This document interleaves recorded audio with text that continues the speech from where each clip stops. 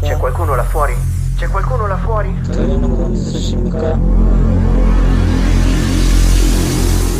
Benvenuti al Christian Podcast.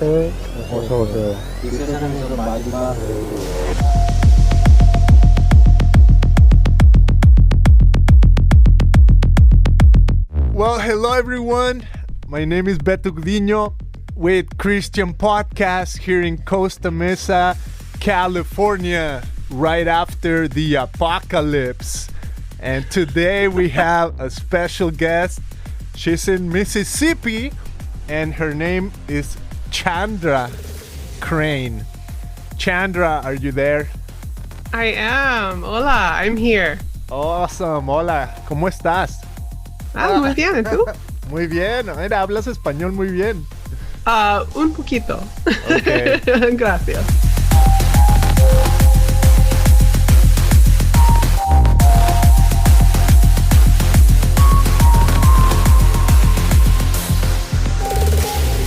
Nice. So good. Chandra, well, so excited to have you on. You are the author of the book called Mix, Blessing, Embracing the Fullness of Your Multi-Ethnic Identity. So cool. And I feel like, you know, me coming from Mexico, being in the US for like 15 years, I feel like, man, this is a conversation I want to talk about because it kind of helps me discover kind of the situation here in America, but also like where I come from. And I think you have really helpful insights on your book. But before we introduce people to the book and your ideas, would you mind just like introducing yourself and maybe tell a little bit of who you are and what you do or where you come from? Sure. So I'm originally from New Mexico. That's where I was born and raised. So I grew up in that intersection borderlands area of Native culture, Navajo, Hopi, Ute culture, and Mexican culture, especially those who had immigrated from Mexico or who had been there and had the border cross them when the United States stole land from Mexico. And so I grew up in a place where the culture around me was very much mixed. And so I had an appreciation for that from a young age.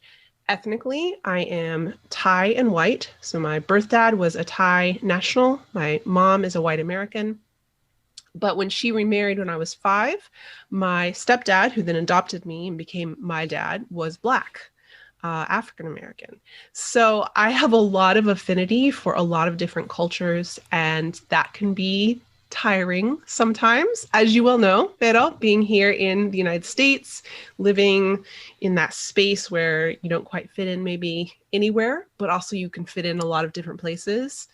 But I think it's been really special writing this book because I've been able to connect with so many people who have that same experience. And so now I live in the Deep South, which is another adjustment to make, but I really love it, here with my husband and my 2 kids in Jackson, Mississippi. And I think Jackson is another place that has that interesting borderlands aspect to it because there's such a strong beauty to the Black culture in the Southeast. But that comes out of hardship, that comes out of pain, that comes out of trauma.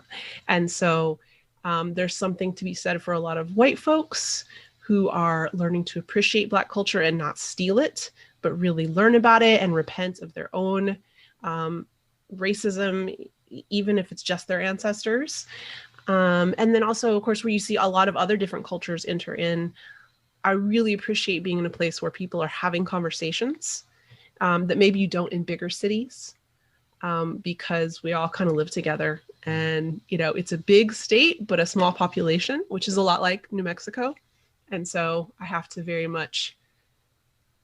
I appreciate that lots of people have to think about what I think those of us who are multi-ethnic, multicultural have to think about all the time anyway, which is where do I fit in and how do we bring unity and what does it look like to not just all be the same, but still have unity.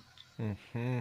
Wow. So yeah, we're up for a ride on this episode because I feel like we have not exactly the same, but we have, well, at least I feel like I have some sort of like multi-ethnic background. But here's the interesting thing. I feel like, let's say this, in America, it used to be a little bit easier to identify, right? Okay, there's maybe black and white people, right? But as the world has become more globalized and immigration, like I'm from Mexico, right? And I'm here. And like you said, borders crossed each other. And then you had people who, the border crossed them and they still live there. So like, okay, where am I now? Right. So all kinds of situations. And I want to tell you a story when I was younger, super young, maybe like 8 years old. This year I'm turning 40. So all that to say, I was a little boy. I was coming to the U.S. to visit because I grew up in Guadalajara, Mexico. And then I went to this place called Knott's Berry Farm. It's almost like, it's almost like a Disneyland, but it's a little less known, but it has Snoopy and like all these characters, right? Anyways, I'm there. And when I was younger, when I was a little boy, and this is interesting, with people with multi-ethnic backgrounds, we're 3 siblings in my family, and my brother is a little more like darker skin. And then I was super blonde when I was little. My hair was super blonde. And anyways, I'm here at this place, Knott's Berry Farm, and I'm getting on a carriage that's gonna take us around the farm and show us around and whatnot. And I remember the guy that's in charge of like putting me in and making sure my seatbelt's on or whatever. He's speaking to me in English, and at this point, like, I didn't speak English. I didn't understand not much English at all, other than maybe hello and apple and pencil. So I remember my mom was with me, and then the guy's like, this is maybe, I don't know I don't think this was the term back then, but this is a white kid and he doesn't understand English. Like, what's up? Right? What's going on? Right? And now, as I'm older and I have, experienced way more stuff again and again, right? Especially here in America, I come to this question, which you talk about in your book, like, what are you? Like, where do you come from? What? Because even there's so many assumptions that come with what you look like, right? So let's talk about who are you, Chandra? Like, why did you step into that? You mentioned a little bit of your background, but why is it necessary to talk about this topic of multi-ethnicity now? Who are you? Yeah, that's a great question, asking why is this important now? And I think it's so cool to be having this conversation with you, Bendo, because I'm excited to learn from you too, because one of the things I think I say we as a nation, right? That's a loaded statement, but there's hopefully a large part of the church that is having her eyes opened to the injustice in the world, to the things that people of color have always known, to the things that need changing. And certainly the rhetoric coming out of the White House for the past 4 years, the attitude toward immigrants, the ways in which I think brown people are looked at. And I say that in contrast with Black people, right? So those who are Latino or even Filipino, right, that are going to be seen as perpetual foreigners in a lot of ways, right? So Black folks are not assumed to be foreigners. They're just assumed to be all sorts of other things that people judge them for. And I think if we're talking really broad categories, I think Asians are often seen as perpetual foreigners, especially in the days of COVID. But there's that model minority myth that if someone's not actively committing violence against a person of Asian descent, they're probably assuming they're smart and good at math or other harmful stereotypes, right? But there's something about being brown-skinned that your average white person or even other monoethnic people look and say, oh, well, they must not be a hard worker, or they must be from another country. They must not speak English, right? There are all of those things associated with it. And so I think it's so important to have these conversations because, like you said, the world is becoming more globalized. The world's becoming more brown. Wow. And that's actually a good thing, right? That's actually a good thing that that people are having their eyes open to the world, that whiteness as this idea that white is better, or that whiteness as this idea that brown folks need to stay in their lane, stay in their place. I think that is on its way out, a long journey, right? Like, not like, oh, yay, we're almost there, but in a sense of like, God's kingdom is coming, and his kingdom is a brown kingdom. And so I'm totally skipping ahead to the end, right? Aren't I, Beto? I'm like getting all the way, because Jesus was brown, but we'll talk about that more later. So I think it's really cool to me to look at and listen to brown siblings in a way that I haven't maybe gotten to since I was younger. When I was living in New Mexico, I've been out of New Mexico for 20 years now. So much of my experience the past 20 years has been with Black folks, white folks, even Asian folks, not as many folks who are Chicano or Hispanic or Mexican, Latino. I was thinking the other day just about how important the mestizo attitude is, because I love that those of Latin descent, or those who identify with Mexico or other countries in Middle or South America, have this idea of race and ethnicity that I think we just don't have in the United States. Right. Mm-hmm. That the culture says, and I would love to hear you.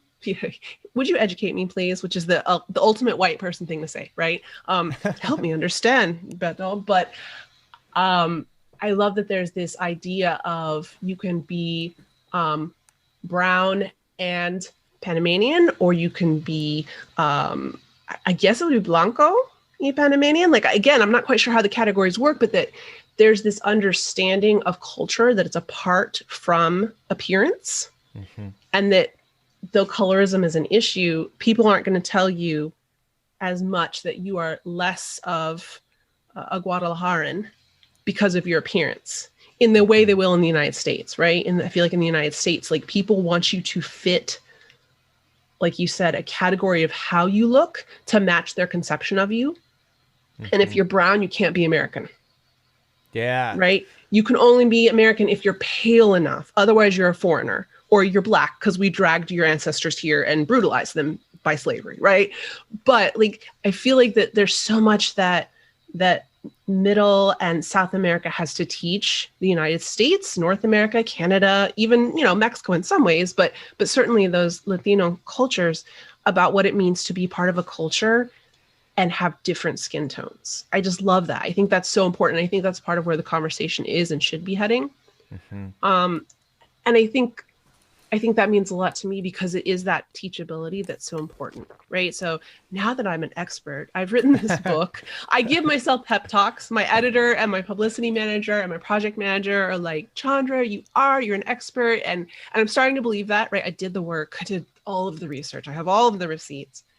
But I want to be teachable, right? I don't want to think that I've got all the answers, because nobody can, no human can. But my favorite part of writing the book was having conversations. Wow. Was having these conversations where my eyes are opened to, oh, that's what Latinidad means, right? Or, oh, that's what it's like to be Hmong in America. And so I think that it's the conversations, right? It's not that having the answers is the part that we're searching for. It's having these conversations, because I think that's how we all grow and avoid being horribly racist, right? Is only by seeing the ways in which we need to grow, seeing the ways we need to be more like Jesus. Wow. Yeah, so good. And I feel like me coming from Mexico, it used to be, even growing up, I feel like I don't even feel like I ever had to identify as any type of race. As a Mexican. It was just like, I'm Mexican, that's my country, and that's it. But having lived in the US for 15 years, I feel like now I'm a little bit more like, okay, at what point am I gonna start considering myself maybe like I'm a US citizen, or I'm an American? And there's a lot to what I'm saying, because to this day, I'm just going to say it, I don't want to put a burden on you or anyone listening, but to this date, in 15 years, I'm still undocumented, So luckily, we're in a process. It's been processes here in the U.S. take so long. So that gives me some hope. but at the same time, I feel like, wow, this is interesting, because when people talk about marginalized, I'm like, okay, a part of me identifies with the marginalized. And I feel like at some point, maybe I felt marginalized myself. But at the same time, I feel like I want to have an identity that's bigger than that, that's bigger than standing on a corner and saying, this is who I am. And, even being pitiful about myself. But no, I think especially if we're Christians, I think the conversation is way bigger than that, right? But nonetheless, we're in a reality in the U.S. where we got to talk about this. And I feel like in your book, it's been so helpful to understand like a few of the concepts and differences. And I think this can illuminate maybe the audience when you talk about what's the difference between ethnicity and race. Can you illuminate us a little bit on that? Yeah, sure. So a lot of my research came from Ta-Nehisi Coates. He had some articles he wrote. My friend Jamar, he wrote some things, a lot of really great authors. Race comes down to, and we may have heard the comment before, the phrase before, it's a social construct. It's 100% made up, right? When white wealthy landowners decided they wanted to justify owning other human beings, they made up race and basically said, oh, I'm from Europe, I'm white, you're from Africa, you're black, and I'm good and you're bad. And colorism has always been a problem. And so that in some ways is part of the conversation, but it's separate because it is what it is. Different people's skin is different colors. And that's actually beautiful, right? That's actually a good thing. That's actually God intended. But deciding that you can put people in categories and that race not only is determined by skin tone, but also determines other genetic things like whether you're smart or not, whether you're good at work or not, whether you're fit to be treated like a human being or not, right? That was totally made up by some white men who were in charge. And so race is something in that way that we have to reject it and say, actually, no, like the DNA, the research shows that certain people came from certain continents. Other than that, there's no difference, right? You can't spot, those who are white have this genetic code and those who are Asian have this genetic code. It doesn't work that way.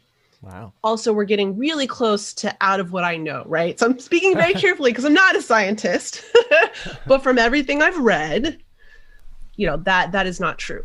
But what we can say is it affects us, right? We can say that dude at Knott's Berry Farm, which I laughed because that's just so white to me, right? Like Knott's Berry Farm, let's take the kids down Knott's Berry Farm. But that man didn't say something to your siblings. He said something to you because he had an expectation, right? Based on what he thought your race was. The cool thing about the Bible, well, where do we start? One of the cool things, one of the many beautiful things about the Bible is that ethnicity is real. That ethnicity is tied to ancestry, it's tied to land, it's tied to culture, it's tied to heritage, it's tied to family of origin. It's tied to all these things that make us who we are. And that can be grouped into subsections in a way that's not harmful.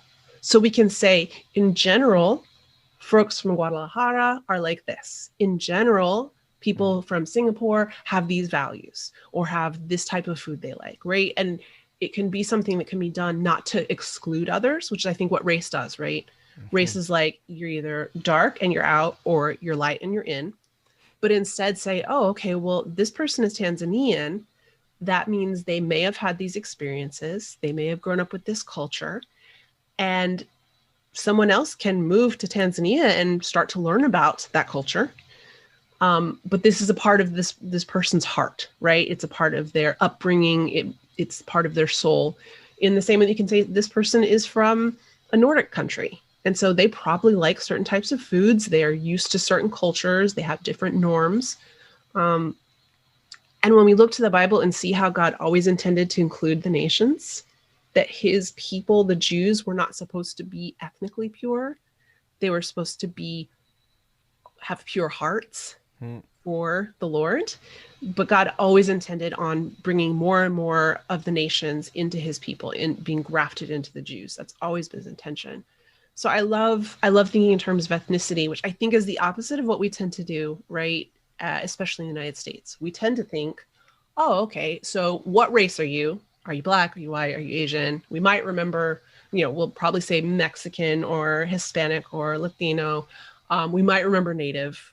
We're going to totally forget about Middle Eastern folks. Our categories are pretty broad. And then we're going to say, oh, okay, well, what ethnicity are you underneath that? And I love how the Bible flips that script and instead says, what ethnicity are you? What people group do you come from? And how is God blessed in your people group and in your personhood, being a person from a place that Jesus loves? Wow. So I think it's really helpful to switch those and to get out of the race conversation because it's so limiting, right? Whereas the ethnicity conversation opens doors, it opens stories, it opens a chance for friendship and learning and growth. Wow. Yeah. And so you were saying that race is it was invented, right? At some point, it's a newer thing in a sense, and I feel like now with, like we were saying, with all this immigration and globalization and even the internet and social media and whatnot, the question is a little bit more evident because we're more, even if we're just entangled with one another, we're more mixed. And at the same time that we're getting more mixed, we're realizing, okay, who are we? But now we have this history that for the last 200 years, you got to choose one option, right? Even when you do a census, and we just had a census here in the U.S. Not anymore, though. Not anymore. Check all that apply.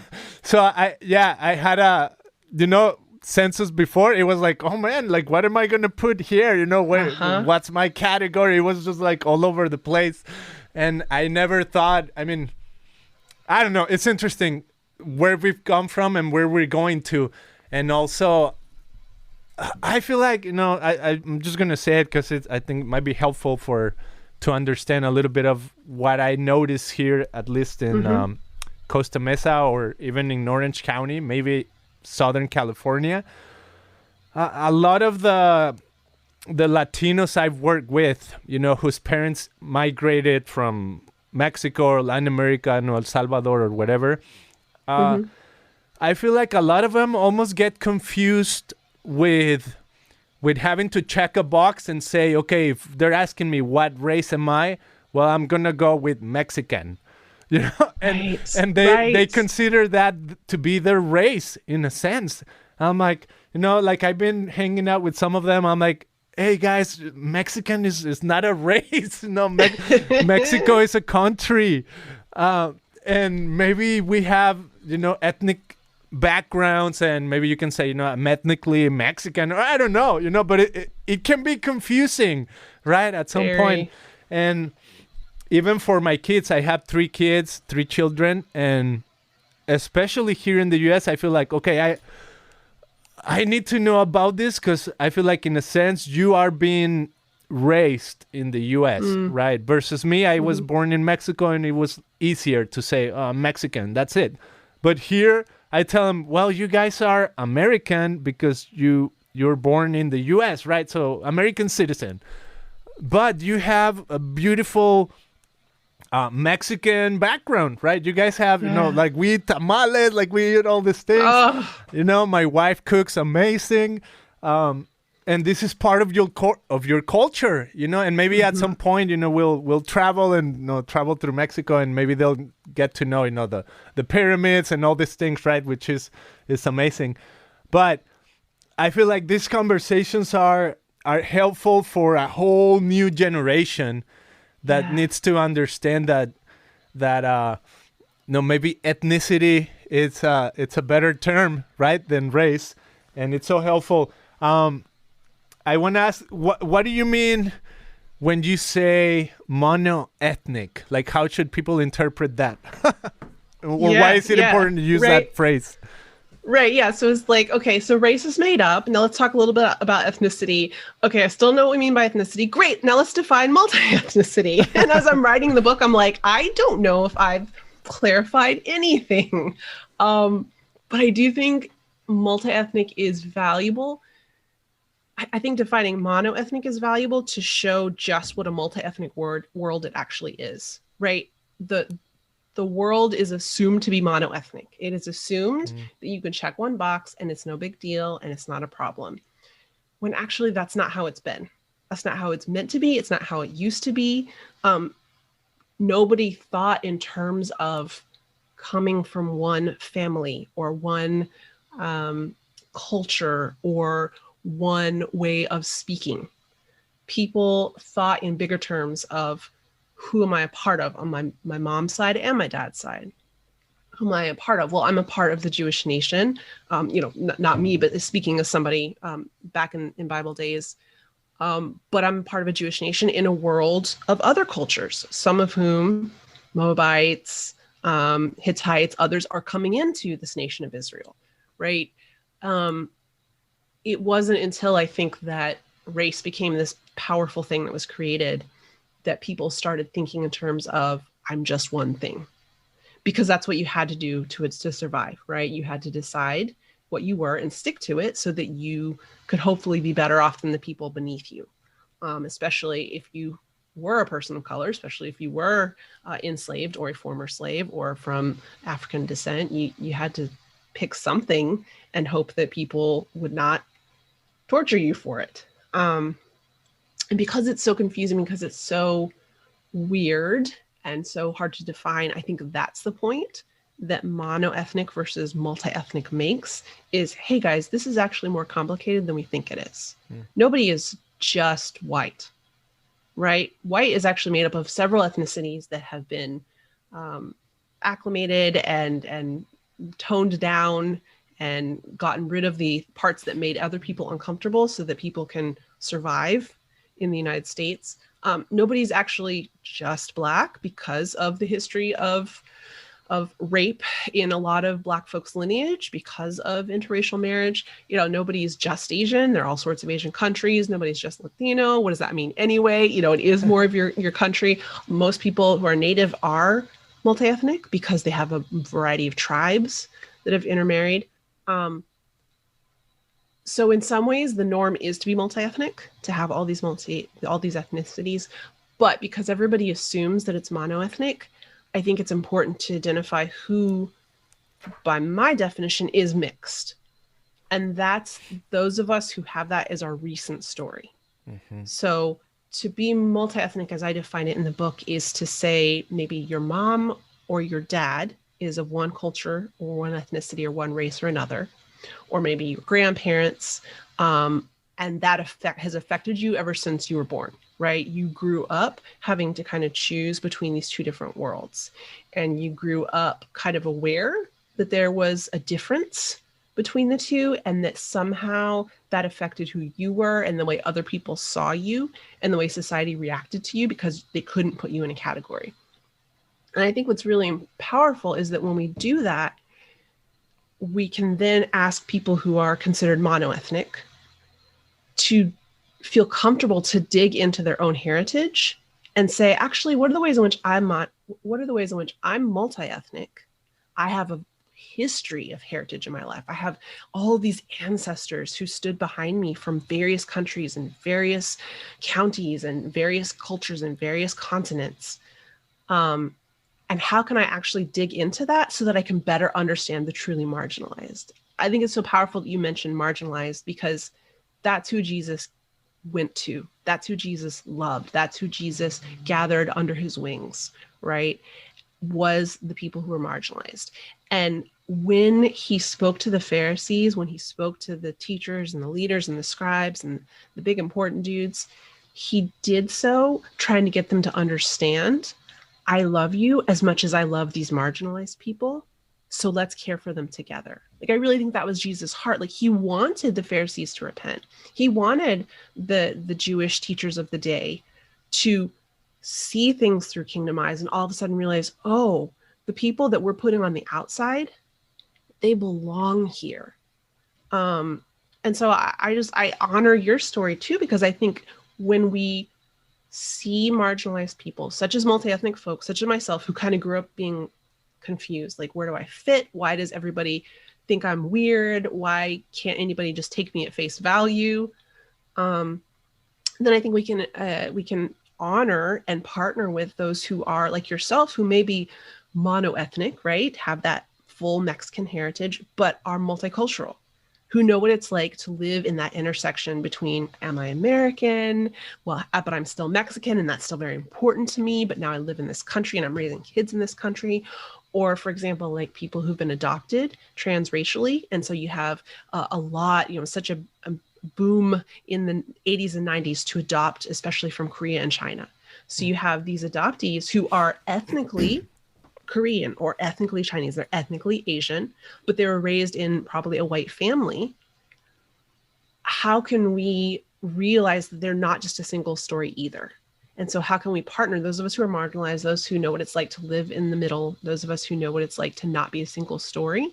How can we partner to help other people realize, oh, I'm not a single story either. And because of that, I need to serve. I need to get out of my comfortable white existence with easy answers where I can check one box and actually say, no, I can't check one box because I'm a citizen of the kingdom and I live here on this earth. And because of that, I have to stop taking the easy way out and I have to start looking around me and seeing who's a citizen of the kingdom too that I look down on because they don't fit neatly into my boxes. And so I love being one of those people that can shake things up and say, actually, you aren't monoethnic, but you act like you are. And if you want to be in the kingdom, it's time to figure out how you're multi-ethnic and how to help the least of these. Mm-hmm. And that's a pretty powerful message. It's an exhausting message, but it's powerful and it's the gospel. Yeah. I love it. Yeah, it's almost like, come out of your monoethnic hiding place into the multi-ethnic, what is it? The technicolor world, right? Yes. This Amen. is so good. See, I was talking to, I don't know if you know him, but probably because he's under Ivy Press too, but Mark Charles. He's, right? So I have an episode with him, and it was similar to this, where I was just trying to discover, where do I come from? And even in Mexico, all I know is, I was telling him, all I know about my own background is that my dad was born in Mexico, my grandpa was born in Mexico, on both sides, my mom and my dad, right? So, and then I don't know anybody, right? After my great grandpa, born in Mexico, I don't know. I don't know their names. I don't know where they came from. So I have no idea if, they came from the colonization when Spain came and all of that. But at the same time, I feel like, okay, it is important, but if I'm never going to know that, is where do I get from here, right? And what do you mean when you talk about colonization? Because you said we're always colonizing and being colonized.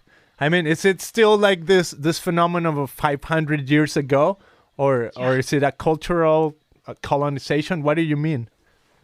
Yeah. Oh, so that is such a good question, and I think it really gets to the heart of it.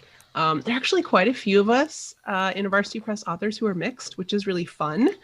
That we've found this home together. So Mark Charles is mixed. Robert Chow Romero, who is Latino Chinese, is mixed. Marlena Graves is mixed. There are a lot of us. And so it's really fascinating to see how all of our different stories, the places where we feel both metaphorically, but also literally, how our ancestors and even our parents have been the colonizer and the colonized, right? And so for me, Thailand is a fairly small Southeast Asian country that has never been colonized by European forces. So unlike pretty much every other country in Southeast Asia, Thailand can embrace democracy and can embrace white folk in a very different way because they're very proud of that. They love their king, and it's this benevolent monarchy that welcomed Western ideas in and has this thriving tourist economy as much as it can be in this day and age because of it. But there is the fact that my dad was Thai American, or was a Thai national. My mom is white American. There's a power differential there, right? Like, he couldn't necessarily go certain places she could go because he wasn't American, and because in a lot of people's eyes he was, they probably thought he was Chinese, because everybody seems to think that Asian equals Chinese. Yeah, she had certain privileges he just didn't have because of how he looked. My dad, my stepdad, my adopted dad, obviously had significant disadvantages because of the color of his skin. It had nothing to do with who he was. Even, they were married well after Loving versus Virginia, that made what was already happening, interracial marriage, made it legal, if you will. But there are certainly places in the Deep South when they were first married that it would not have been safe for them, especially as a Black man with a white woman, to go.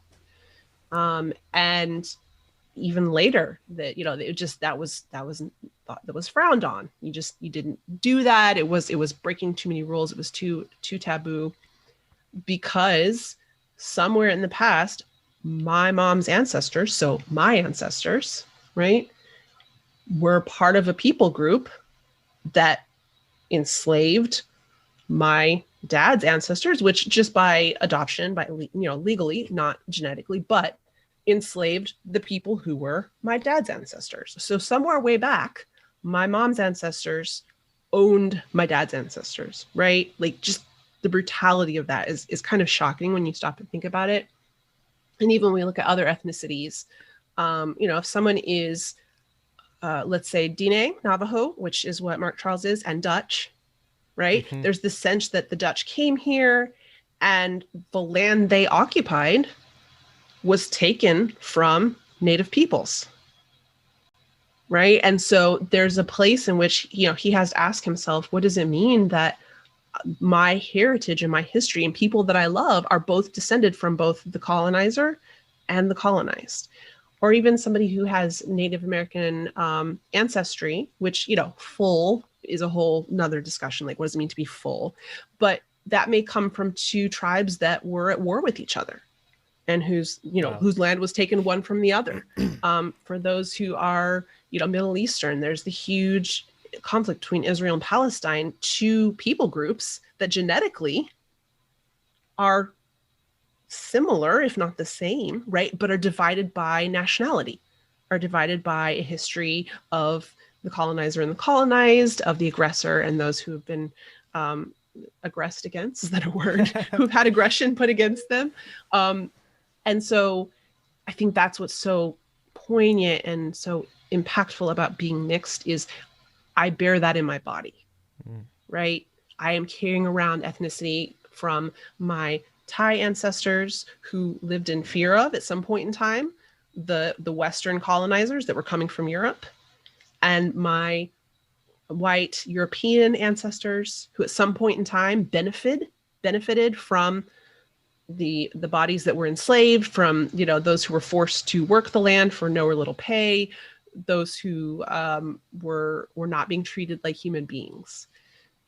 But again, I think that's a word for all of us, because those of us who know what that's like in our bodies, we can be a word of preaching to the church that aren't we all that? Aren't we all, those of us who are believers, aren't we all indwelled by the Holy Spirit and given the Spirit of Jesus and saved by Jesus, who received the brutality given to him by human beings, right? So that we could be reconciled. Like, we have that history of a God who loves us, who we rejected, who pursued us anyway.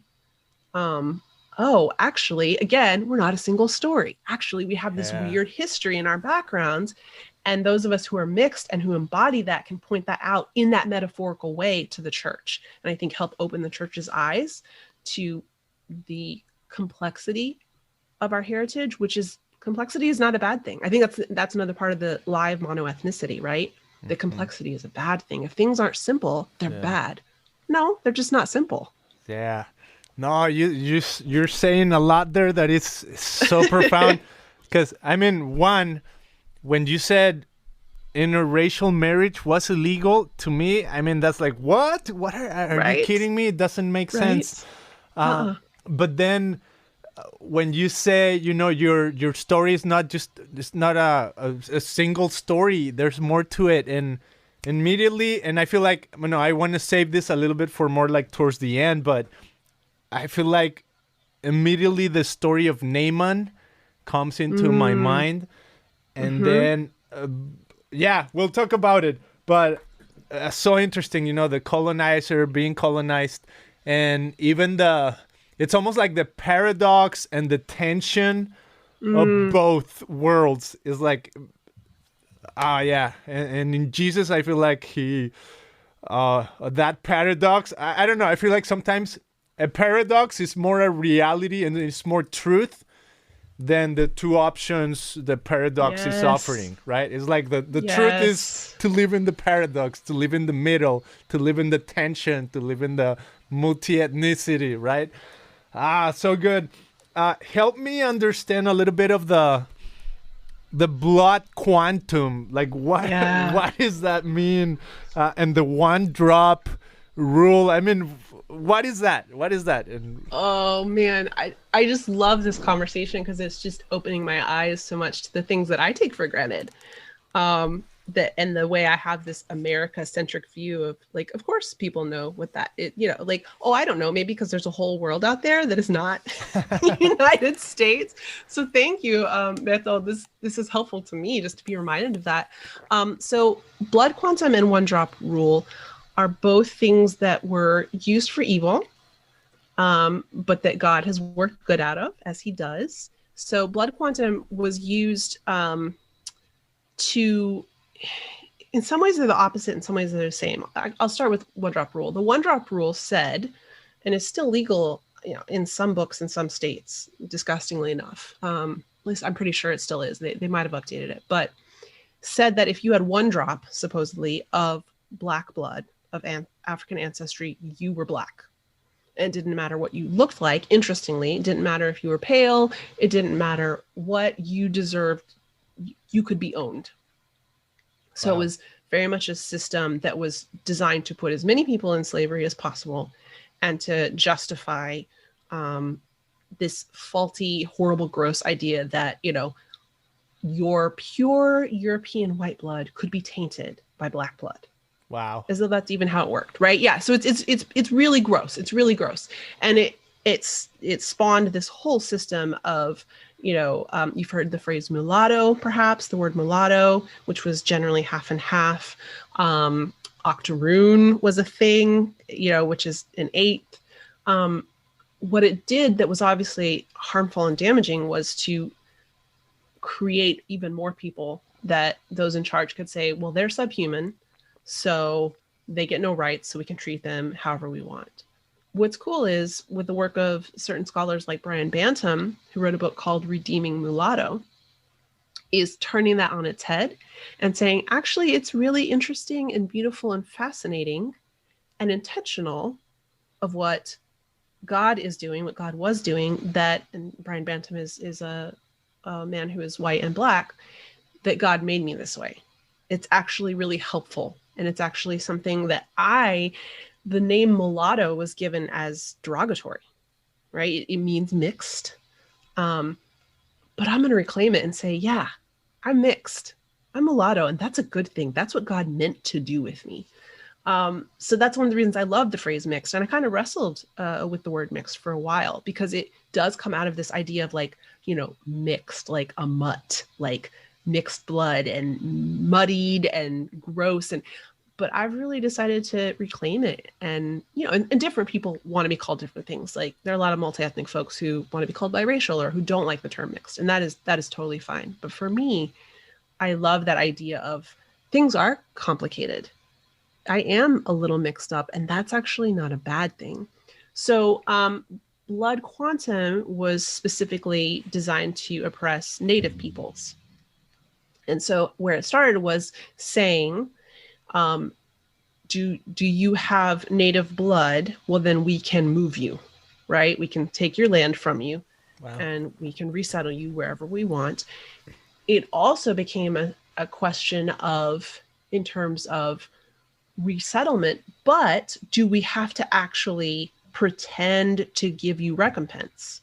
Right. So reservations are the sad little pittance that the U.S. government threw out. Was like, oh, well, we're stealing your good land, and we're forcing you through subhuman conditions to march to this crappy land, which is not fertile, and you can't grow anything, and it's not the home of your ancestors. But look what we're giving you. Well, in some ways, then blood quantum was they wanted to have their cake and eat it too. The U.S. government did. Was we can, you're native enough that we can, or Indian enough that we can move you, but we don't have to give you anything because you're not native enough. So this weird middle ground, this weird mixed ground.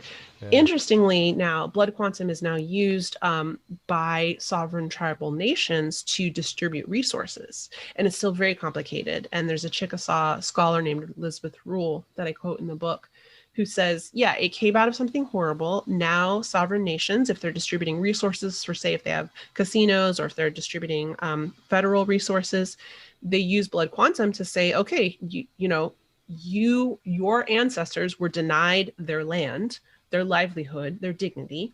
So because you're a part of that family, we're going to provide you with this restitution. But that can get tricky too, right? Because again, if you're 1/32nd, then maybe you deserve it. But if you're 1/64th, you don't. Wow. And it's tricky, right? Because again, the tribal nations only have so much money. They're trying to provide for their people. There's also this sense of people who, maybe somebody is 1/16th, but they really identify strongly with their native ancestors, and it means something to them, and they want to really understand. And then you have maybe somebody who's half who isn't interested. Right. And so again, it's this system of who's in and who's out. That's what the one drop rule and blood quantum boil down to, is the government, the US government, people in power being able to say, you count and you don't. And you deserve to be treated like a human and you don't. And you deserve resources and you don't. And so those are hard things because they made sense to so many people. Right? The lies in them, they just kind of seeped into our culture. And I think those lies are still there today. And we don't even realize how much they're still poisoning us, and in the church, to think that certain people count more than other because they have something other people don't, whether it's in terms of like mental health or human sexuality or any, immigration status. We still pass on those lies of blood quantum and of one drop rule by saying certain people should get to be in these walls and certain people shouldn't, and certain people deserve love and care and certain people don't.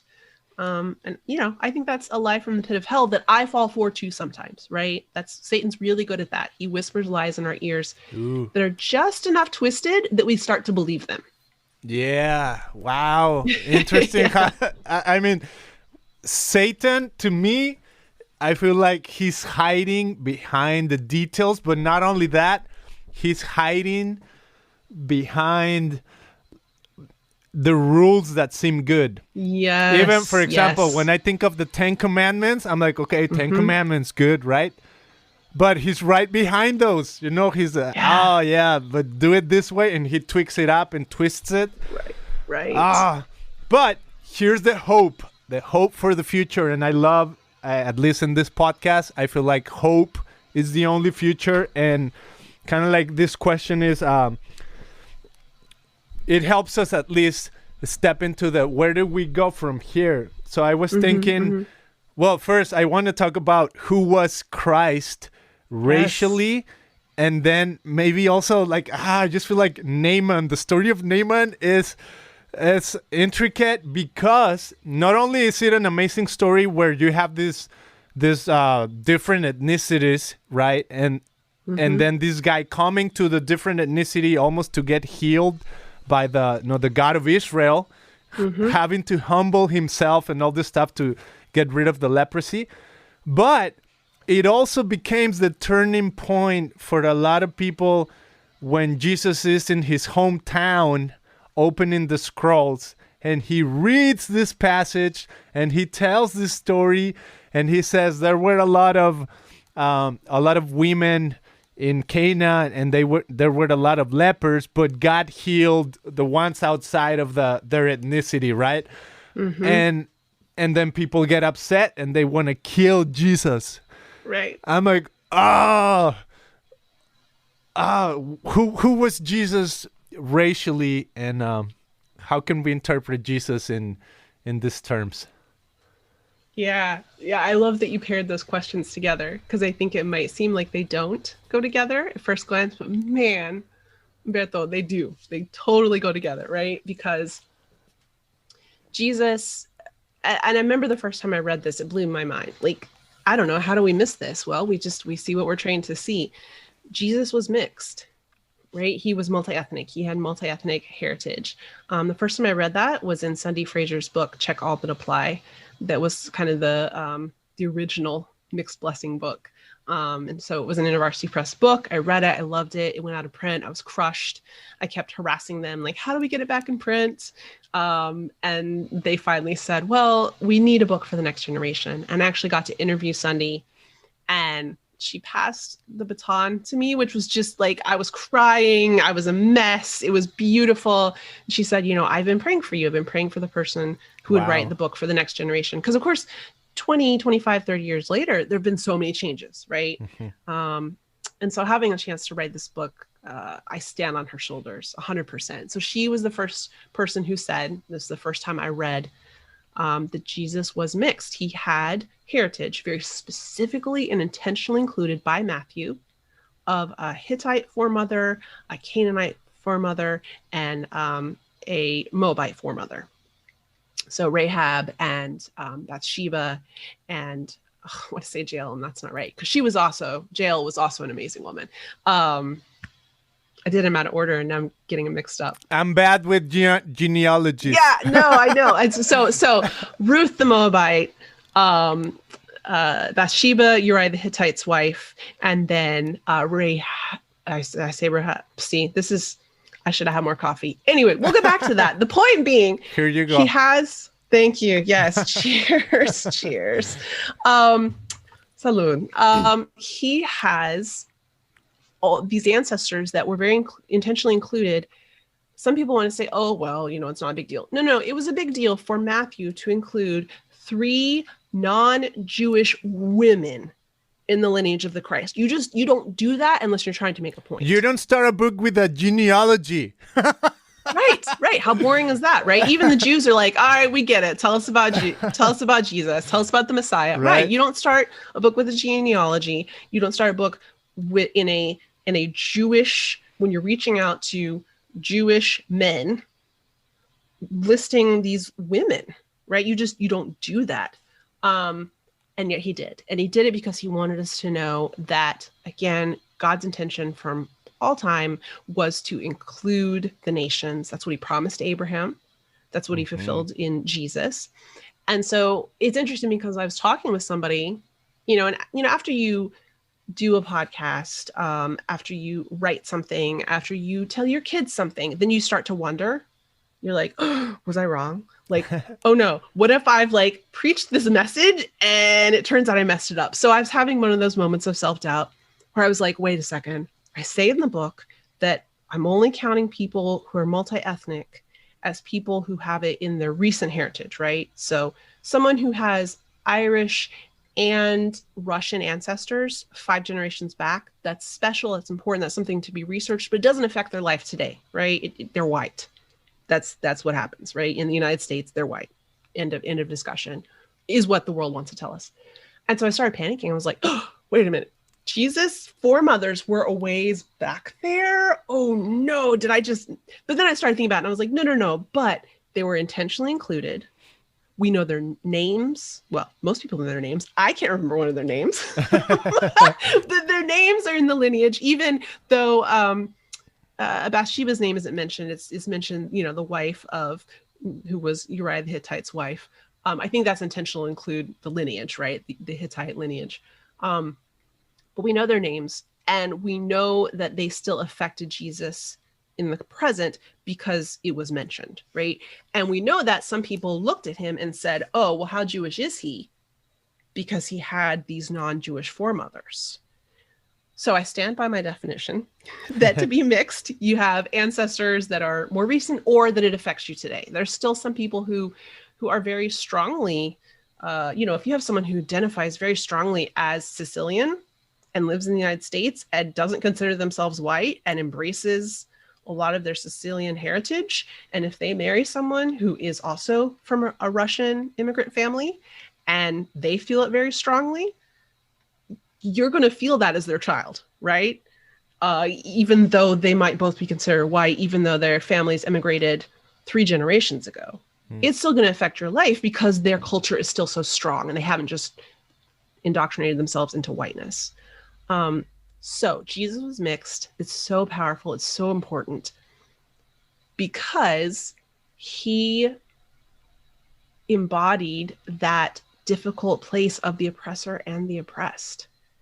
His foremother, Bathsheba, was raped by her husband, David, before he repented, before he knew he had done wrong. I mean, he knew what he was doing was wrong, but before he repented, before he confessed, before their first son died, and then their second son was the great Solomon, right? Like within her body, one of the foremothers of Jesus held a child who was born out of rape and then died, and then held the great king Solomon, like in her body. And those genes and that heritage and that lineage was passed on to Jesus. So within Jesus is both a woman who was raped and the man who raped her, who then repented, who then loved her, who then had a child with her. Like that, talk about tension, right? Talk about within Jesus' body, within Jesus' lineage, are these men and these women who were Jewish and non-Jewish and came together and fought.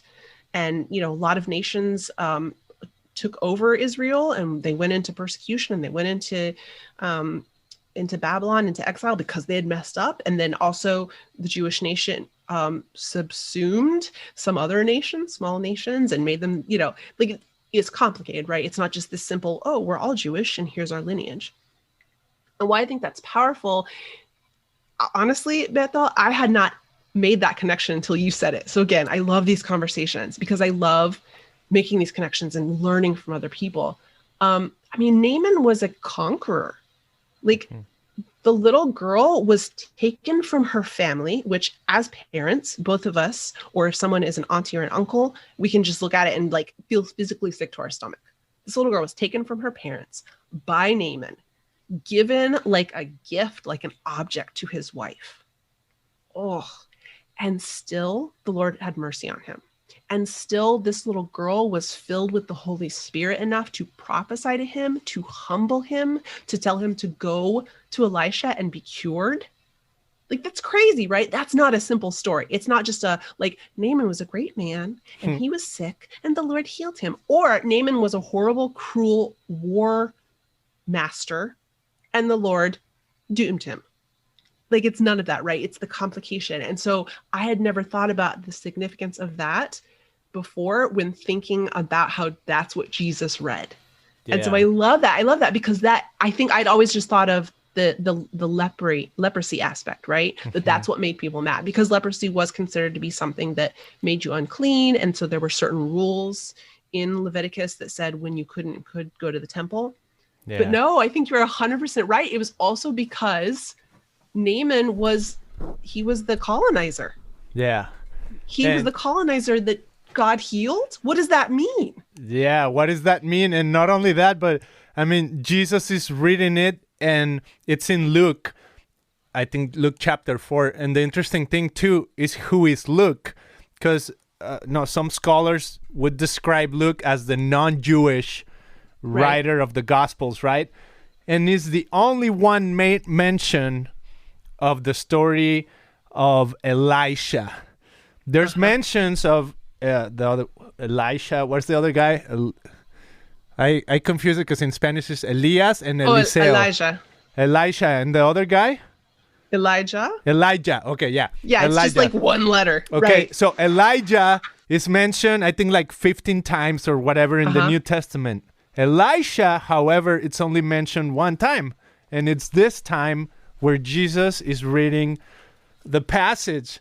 So, and then Jesus is almost like, after this, they get mad at Jesus and they want to kill him and throw him. So you wonder why. I mean, the tension, the reality, but at the same time, I feel like Jesus was understanding something that we didn't, right? And of course, I mean, he's Jesus, right? He's God, but even as a human, I feel like he's subtle, and it's somebody said it's a subversive kingdom where he's a conqueror, but it's not a conquering from the top down.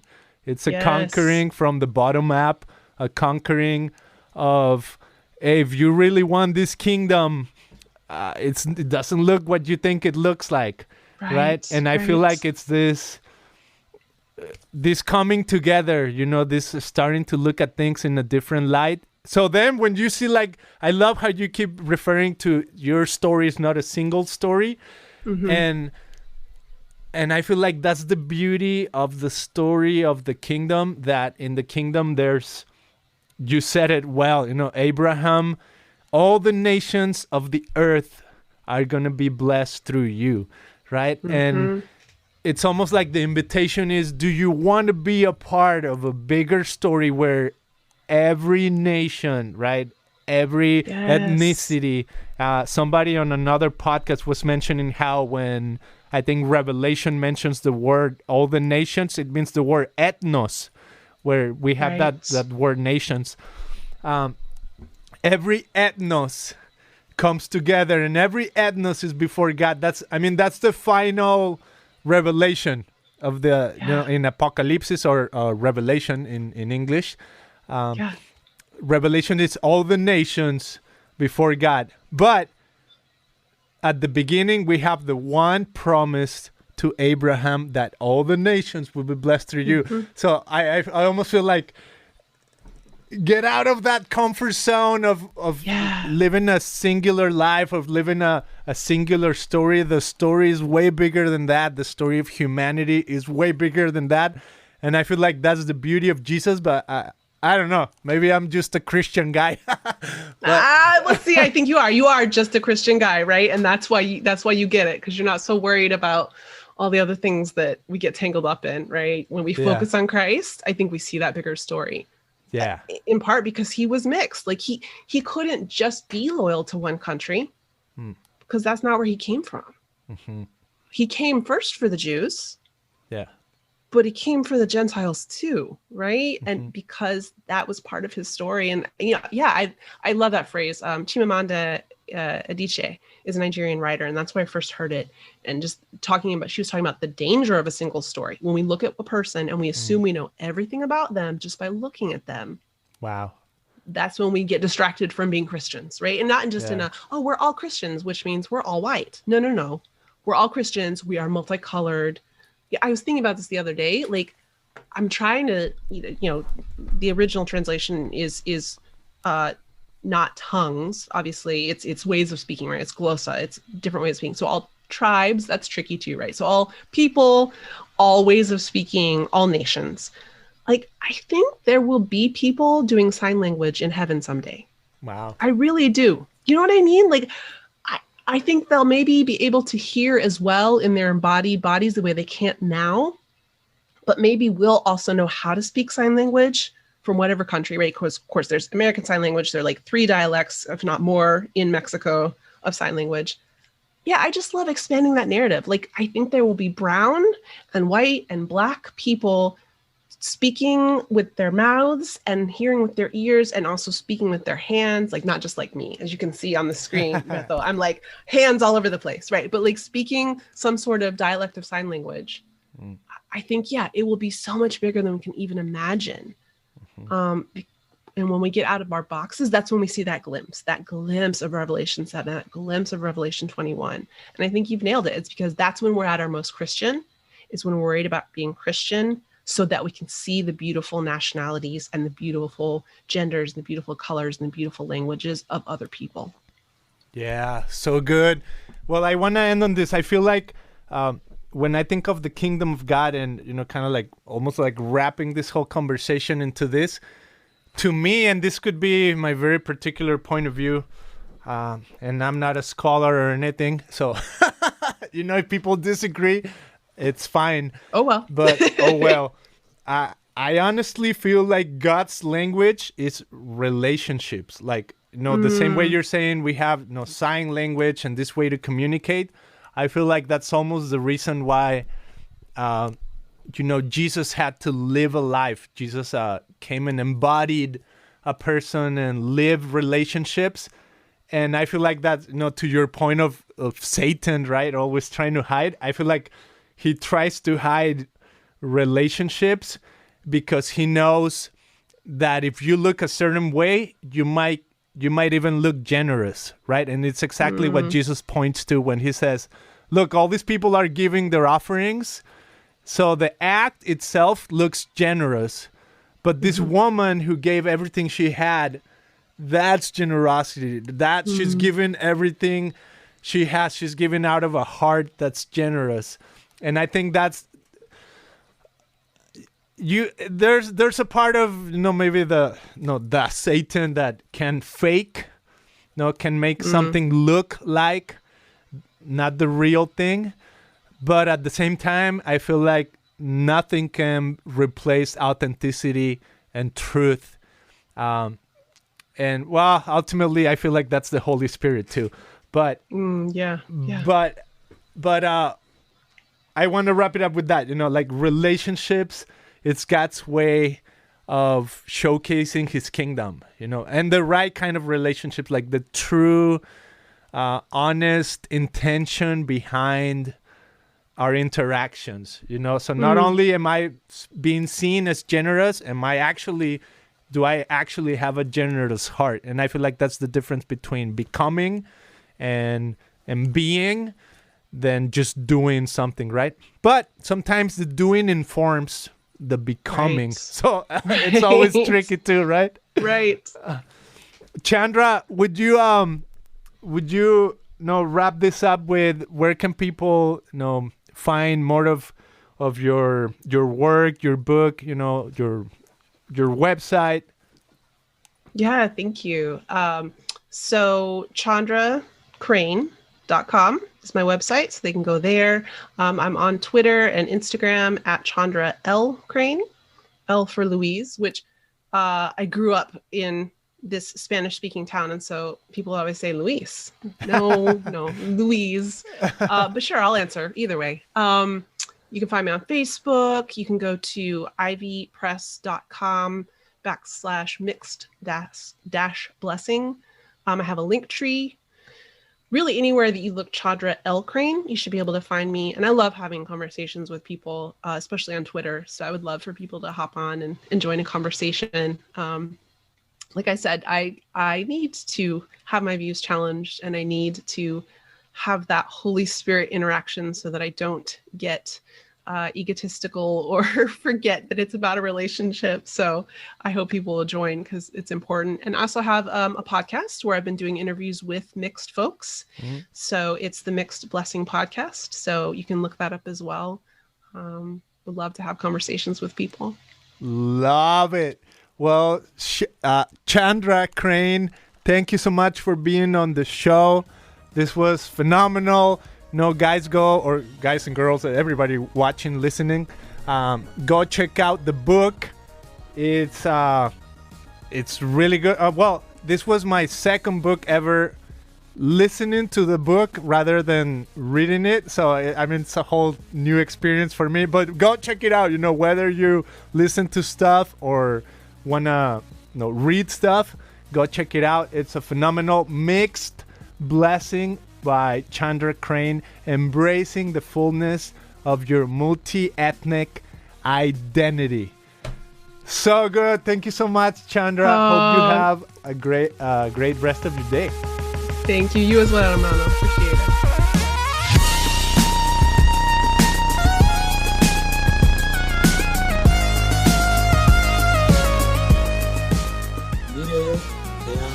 La speranza è il futuro.